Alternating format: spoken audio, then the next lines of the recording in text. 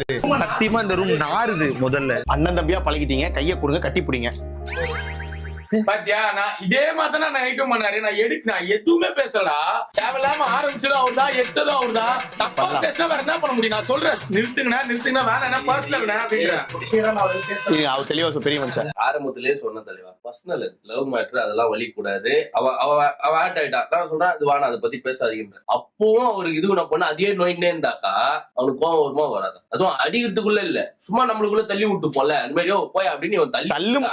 இவன் தள்ளி விட்டதுக்கே ஒண்ணு மூஞ்ச பாச்சு. இததான் இவ்வளவு பெரிய பிரச்சனையா நீ சொல்லுகிறியா? அதனால நீங்களும் ஏதாவது இந்த வெட்டிங் போட்டோ ஷூட் அது இதெல்லாம் நடத்தணும்னா இங்க கூட நடத்திக்கலாம். ட்ரெஸ் எல்லாம் மாத்தி வந்து போட்டு இது பண்ணிக்கலாம். ஆரம்பத்துல இருந்து அதனாலதான் எதுவும் பேசல. நம்ம கரெக்டா பேசும்போது இவரு இந்த மூஞ்சி போற மேலதான தப்பு.